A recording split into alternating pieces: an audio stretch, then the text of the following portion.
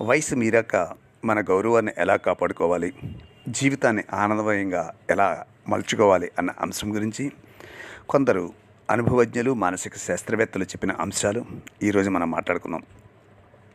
పెద్దతనం వచ్చింది అనగానే కొన్ని విషయాలు మనం వదిలేయాలి. పట్టుకోవడం కష్టం, కానీ వదిలివేయడంలో బాధ ఏంటి చెప్పండి. అలా అనుమానంగా చూడకండి.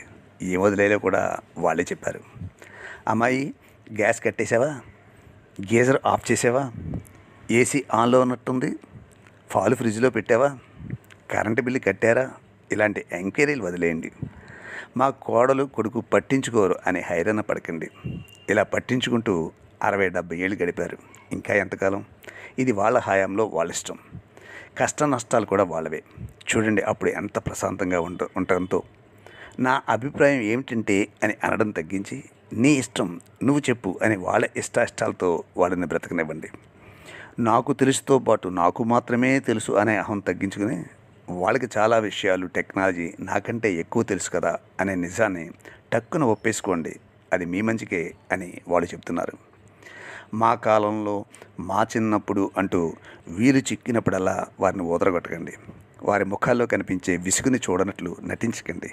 మన పిల్లల కోసం వచ్చేవారితో మితంగా మాట్లాడండి. వాళ్ళు మన కోసం రాలేదు అని గుర్తుంచుకోండి. కాసేపు మాట్లాడాక గదిలోకి వెళ్ళిపోగలిగే మనోనిగ్రహం అలవర్చుకోండి. పెద్దవారిని పలకరించే మర్యాదతో మీ పిల్లల కోసం వచ్చిన వారు ఎవరైనా సహజంగా అడుగుతారు, ఆరోగ్యం బాగుంది కదా అని. దయచేసి వెంటనే స్పందించకండి. మన బీపీ, షుగరు, కీళ్ళ నొప్పులు, నిద్ర పట్టకపోవడం, నీరసం అంత రసవత్తమైన విషయం కాదని సర్వదా గుర్తుంచుకోండి బాబు. మనకి తోచక కాలక్షేపానికి ఎంత ఆలోచించినా ఎదుటి వాళ్ళకి దాంట్లో అంతే ఇంట్రెస్ట్ ఎంత ఉంటుంది చెప్పండి. బాబోయ్, ఎందుకు అడిగాను రా బాబు అని వాళ్ళు పశ్చాత్తాపడిగేలాగా వాళ్ళకి ఆ బాధను కలిగించకండి. ఇంకొక విషయం, ఎవరో పెద్దయిన అన్నాడు, మన అనుభవంతో వారిని తీర్చిదిద్దాలి కదా అని. కాలం మారింది, మారుతుంది. రోట్లో కంది పచ్చడి రుబ్బడం, తిరగలతో విసరడం, కట్టెల పొయ్యి మీద వంట చేయడం, కవ్వంతో మజ్జిగ చిలకడం, ఇలాంటివన్నీ కూడా ఏంటంటే మన అనుభవాలు. నేటి తరానికి ఎలా ఉపయోగపడతాయి? ఉద్యోగాలైనా అంతే. పద్ధతులు మారుతున్నాయి. టెక్నాలజీ అన్నింటా చోటు చేసుకుంది. విమానంలో ప్రయాణించే వారికి ఎర్ర బస్సులో సీటు ఎలా పట్టుకోవాలో చెప్పి ఏంటి ప్రయోజనం? చివరిగా పెద్దతనంలో నువ్వు పరువు కాపాడుకోవడం పూర్తిగా మన చేతుల్లోనే ఉందండి.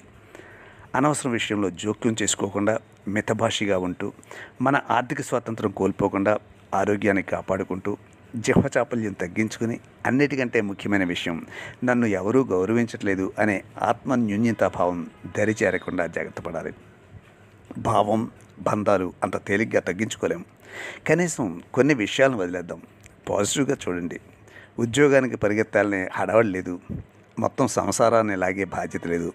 పిల్లలకు సహకరిస్తున్నామనే తృప్తి ఉండనే ఉంది. హాయిగా పూజలు చేసుకోవచ్చు, భగవద్గీత, భాగవతం చదువుకోవచ్చు, దైవ దర్శనం చేసుకోవచ్చు. చిన్న చిన్న హాబీలు మనసుకి ఆహ్లాదాన్ని ఇస్తాయి. వాటికి సమయం కేటాయించుకోవచ్చు. ఒక్క మాటని రోజు అనుకుందాం, I love my self, I respect my self. ఇది మన ఆత్మవిశ్వాసాన్ని పెంచుతుంది. చివరిగా మనం దిగవలసిన స్టేషన్ దగ్గరలోనే ఉంది. ప్లాట్ఫామ్ అదిగో, సమయం దగ్గర పడింది. ఇక మనకి భోగిలో ఉన్న వారితో తగవులు, మనస్పర్ధలు, ఎత్తిపొడుపు మాటలు అవసరం అంటారా? మనం దిగుతుంటే వారి ముఖాల్లో అమ్మయ్య అనే భావం కనిపించాలో, లేక అయ్యో అప్పుడే స్టేషన్ వచ్చేసిందా అనే భావం కనిపించాలో నిర్ణయం మన చేతిలోనే ఉంది. పెద్దతనం మనకి వరం లాంటిది. అది ముఖ్యంగా మన అహం తగ్గించి, మనకి జీవితం అంటే ఏమిటో, మన నిజమైన విలువ ఏమిటో సరైన అవగాహన కల్పిస్తుంది. కాబట్టి అందరూ వృద్ధాప్యాన్ని ఆనందంగా స్వాగతించాల్సి ఉండి, నస అనిపించుకునే కంటే నైస్ అనిపించుకోవడం మంచిది కదా.